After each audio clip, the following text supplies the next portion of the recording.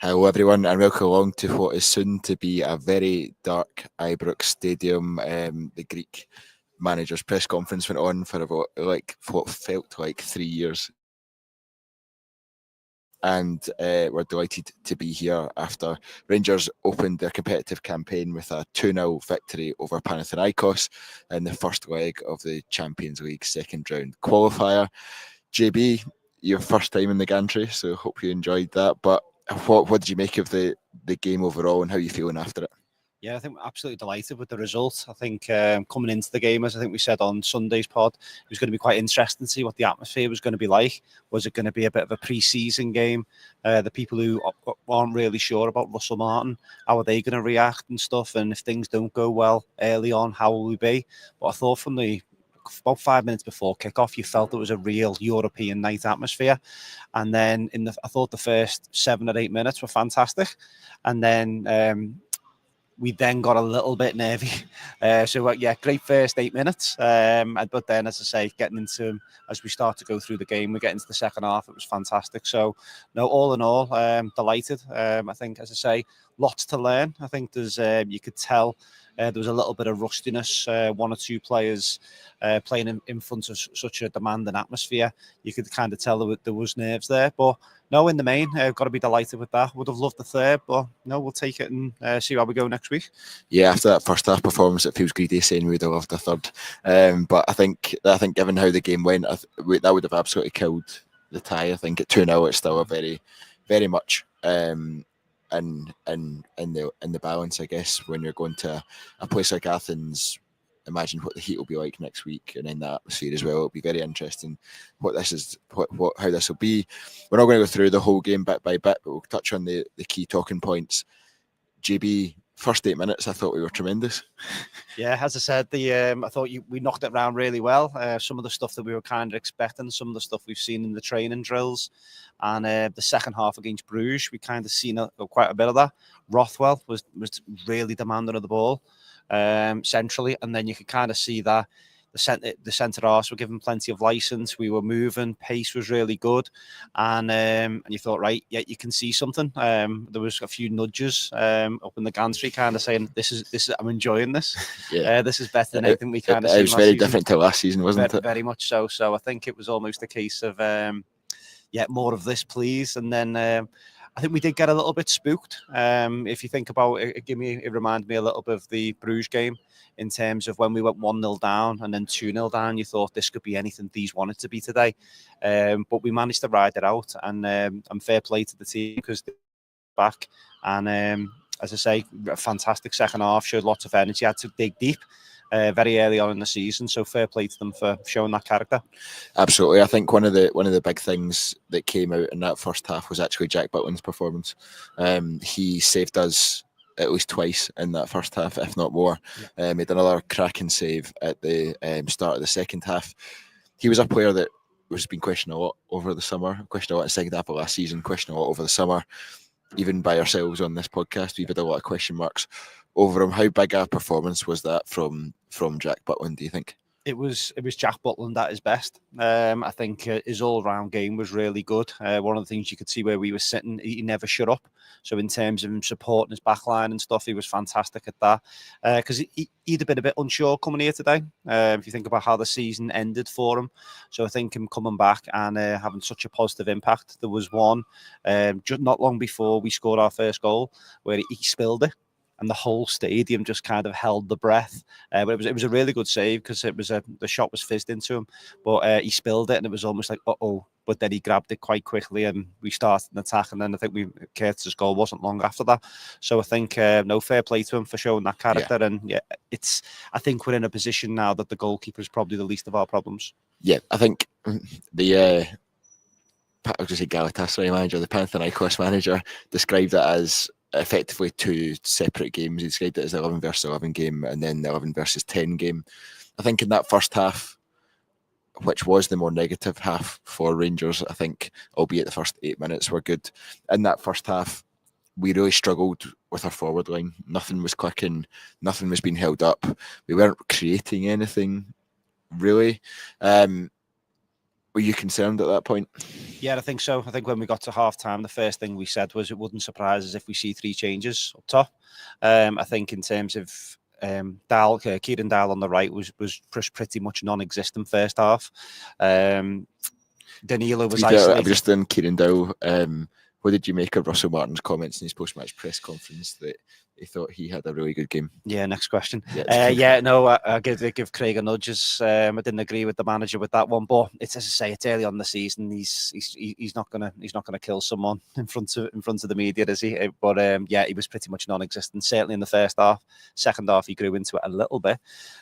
Danilo was always looked surrounded by 3 or 4 men every time, and I thought Curtis, he didn't show a lot of bravery. I appreciate young lad and the expectation and everything, but there was a couple of times he got into a 1-on-1 position with the fullback who looked shaky all night. Yeah. I got a text off my little brother Tom, and he said, "Need to target that right back. He looks all over the place." So I think when the second half, the message was you get running at him, and needless to say, that led to the goal and it led to the sending off as well. So the front line, I think, did really struggled first half. I don't think in their defence, I don't think the midfield created too much. I think one thing we're going to have to get used to, we've been very, very used to the fullbacks being some of our main creators. I don't think we're going to see that as much this season. I can't picture Tavernier. Tavernier had 1 cross, I think, after a corner. Yeah. And Max Aarons, did Max Aarons pass the halfway line? So it's very much going to be a different style to what we've been used to. Yeah, I think it's going to be interesting. There's lots to pick up on how Russell Martin has set up the team. There's loads of differences from how it was last season, night and day. In a lot of ways, this was our first real opportunity, if we're honest, to see how that setup is and how we're going to be. And I think there's lots to learn, and there's lots that we'll come on to as we go through the rest of this podcast and as we go through the rest of the week and season, I imagine, of content. But keen to talk about the big moments in the game. So Finley Curtis's goal, as you said, he didn't seem to have the confidence in the first half. He seemed a bit tentative. He wasn't quite going after his man. We spoke about beforehand with a few other people before the game around. He's got the attitude, he's got the skill, he's got the attributes to make it as a footballer. But one thing he doesn't have is pace, and I think we saw that in the first half because he seemed a bit hesitant to try and go at his man. He seemed a bit hesitant to take him on 1-on-1. What we thought was interesting in that first half was we were isolating the winger 1-on-1 with the fullback, and when you take into account what we saw in the second half from the likes of Gassama and the pace he has, that's going to work wonders this season as we go through it. But Finley Curtis, I felt, struggled in that a wee bit. Second half, Russell Martin spoke about the fact that they said to him at half-time, you need to get in the positions we want you to get into. You're going back. You're kind of going back the way too much, and you're not being positive enough.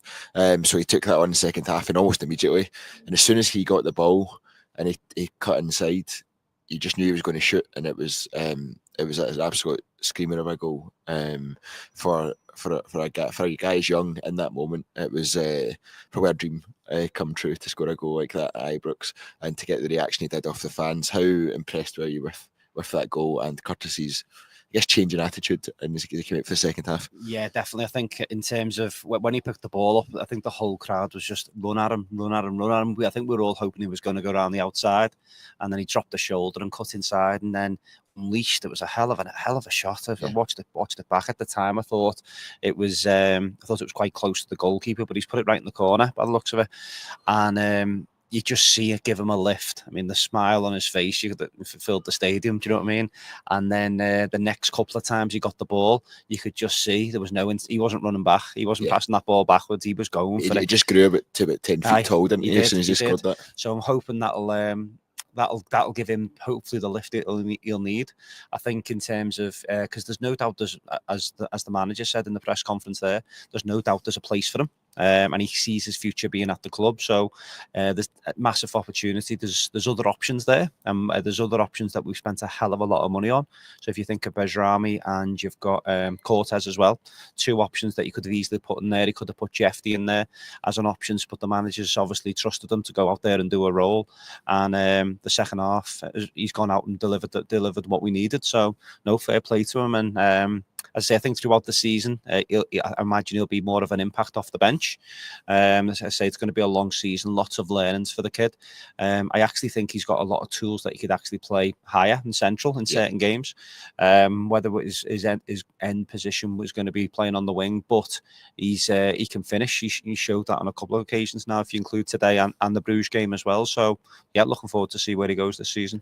Yeah, absolutely, and he was pivotal in I guess I'm going to say getting the Panathinaikos player sent off. That's probably the wrong way to put it, but it was his driving run in the middle of the park. The right back from Panathinaikos, not going to attempt to pronounce his name and butcher that at this time of night.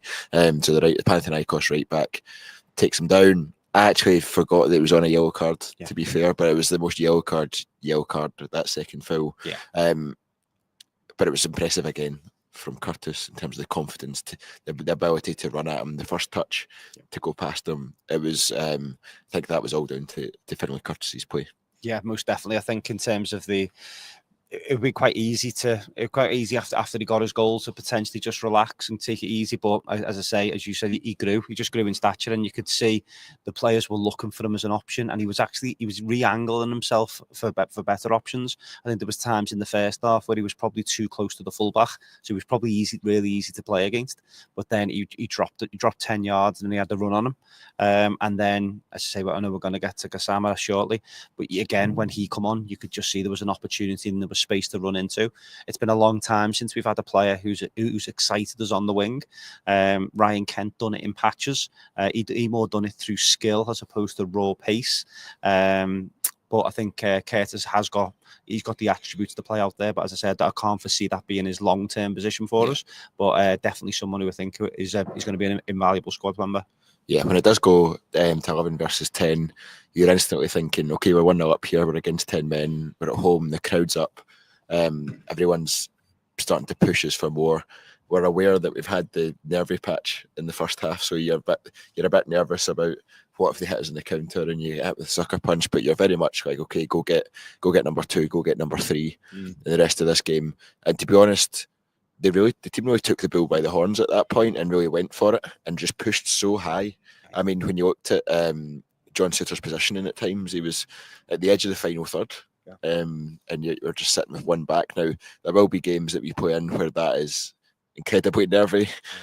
But tonight, I thought it was really interesting how that worked. And I felt like we were pushing and pushing and pushing.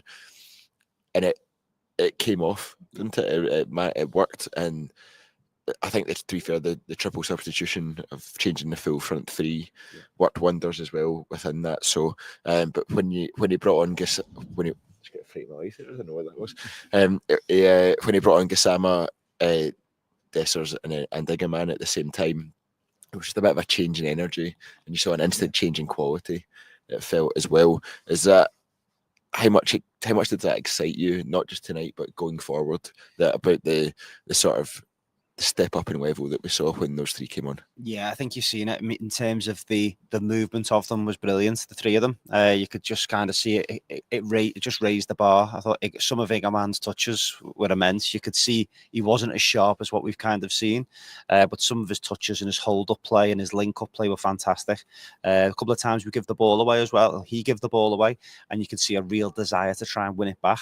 Definitely didn't play like somebody that's halfway out the door, because that could have been a slight concern in terms of I'm not going to get myself injured here. But he was flying into tackles. He was getting stuck in. Big Dessers was quite quiet. I can't actually picture him actually getting too involved with anything. He won a couple of headers, and there was one late on where he held the ball up quite well down the right. But I think we could probably spend a full pod talking about the boy from Sheffield Wednesday, because he's I think it's early days, but I think we've stumbled on a good one. Let's talk about him then. How I mean, as soon as he got his first touch on the ball, you just felt that excitement in the ground and that anticipation of, is he going to do something? Is he going to show us something? And he pretty much did it straight from the off. Talk about Gassama, his performance, his goal, just your impressions of him in the 23 minutes or 22 minutes or so that he played. Just talk about him and what you thought and how you felt. Yeah, as you say, I think the whole crowd just got a lift every time he touched it. His first pass, I think, was a 5-yard pass backwards, and I was almost thinking, you can't come on here and be safe. Do you know what I mean? This ain't the time. But then I think it was his second touch. He's picked the ball up and he's drove, and then I think he's given the keeper the eyes, because he's shaped up as if he's going to try and do what Curtis done, and he's just whipped it into the front post. And I don't think the keeper even moved. He just stood still, but he'd done it so quick. It was like bang, he's gone. And such a clean strike as well, wasn't it? Oh, it was so clean. So the noise inside the stadium when that one went in, it was like, wow, what have we got here? But I thought it was, and then just after that again, you could just see that he grew in stature as the game went on as well. He was wanting the ball, he was asking for it. He done a lovely outside of I think it was outside of his right foot. Yes. So Raskin had made a run into the box. So he's not coming here. He's not just a speed merchant. He's not just a Rabbi Matondo. He's definitely going to. It looks like he's got a little bit more to his game in terms of ability and stuff. Fingers crossed he's not just a Rabbi Matondo. I know. But saying that, I thought Rabbi Matondo was going to win the Ballon d'Or after his debut here against West Ham. But no, you can see that he's got something about him. He looks really. There was a couple of times the Panathinaikos players tried to leave a little bit on him, like in terms of leaning in. And he's a strong little character. He's a little bull. So I think I liked to hit the byline as well. He wasn't just coming inside; he was hitting the byline. Aye. He had the pace, and he was just leaving the defender for dead. Yeah, quite a lot. Which is what really excited me about going forward. Most definitely, I think in terms of it's something we've lacked for a number of years, of someone who can excite us. I mean, no disrespect to the clubs in Scotland, but the fullbacks don't tend to be that good. So therefore, having somebody like that who can open games up for us, we need our wingers to be hitting double figures this season. I know I feel like I say that in every single pod, but if we're going to be playing with just that single striker, we've got our two wide men have got to deliver numbers this season. So if we've got him on the left and then a good option on the right, I think I can see that really working. You can see the style of play in terms of when we move. I mean, we've kind of walked past what a great goal the second goal was. I know a couple of people have put that in the comments, but Max Aaron's real good composure in the corner. Could have just knocked it out for a throw in, took it off the boy, and then some really good link up play and the type of stuff, again, as we said earlier, some of the stuff that we've been seeing in the training videos, and we've been getting quite excited about. And then the movement, and then all of it was all aimed at getting the ball with him one-on-one and with the fullback, and then bang, as soon as he's got it, he's ran into the space and he's finished. It's goals like that in Scotland that we'll need to see of us doing things in pace. I can guarantee last season, if our fullback had done that and it went central, we'd have just kept it. We wouldn't have made that extra pass. They'd have gone back to the centre half. Backwards to the centre half. And you could see the manager on the sideline was constantly screaming, he was constantly checking his monitor, pointing, redirecting, and I haven't heard him just there, as I say, in the presser. You could see that he was. I don't think he was overjoyed with the performance, but you can see he was very satisfied. But he knows that we're going to have to play better next week in order to get this one over the line. Yeah, I think that's very true, and I think that's the case. We kept pushing for more and more goals. They just didn't quite come. There were a few dangerous moments. James Tavernier had a cross that went flying across the box. Raskin, as you said, had a couple as well. Overall, how do you feel after that? We came into tonight's game going, we don't know what to expect. This could be really good. It could be really bad. We've played 3 behind closed doors friendlies and 1 against Club Brugge. We're not sure how the build-up's been. We kind of had a game of 2 halves tonight, but how do you feel after it? Are you encouraged, enthused? Is all that excitement there for the season ahead? Yeah, most definitely. I think a settled Rangers team probably could have gone on and turned the screw on them tonight. I think if we fast forward a few months' time and we're in that type of position, I'd probably expect us to be going for 3s and 4s. But you could just tell there was just that little bit of almost couldn't go up to the next gear just yet, given the time it is in the season. I think the manager would have learned a couple of things. We are going to have heart and mouth moments with this team, I think, this season in terms of the style of play. I think there was a few times the centre-halves were caught in possession or a lazy pass. Max Aaron's stepping into the midfield. I'm not a fan of. I'm not. He didn't look comfortable, did he? Didn't look comfortable at all. Do you think that's just because he was playing the left rather than the right, or do you think that's just a new role for him? I'm only going off probably what most of the viewers have seen as well in terms of him in the Premier League, and he's always just struck me as a fullback that darts up and down that line, and he does that very well. He doesn't strike me as the type of player that wants to be going into that central midfield and picking the ball up. There must have been 4 or 5 occasions where it was as if he thought he was going to have time and space in the centre of the park, and the Panathinaikos and their manager actually touched on it in terms of they kind of set traps in terms of when he gets it, we press, and you could really see it. And the boy from Manchester United was a Palestri.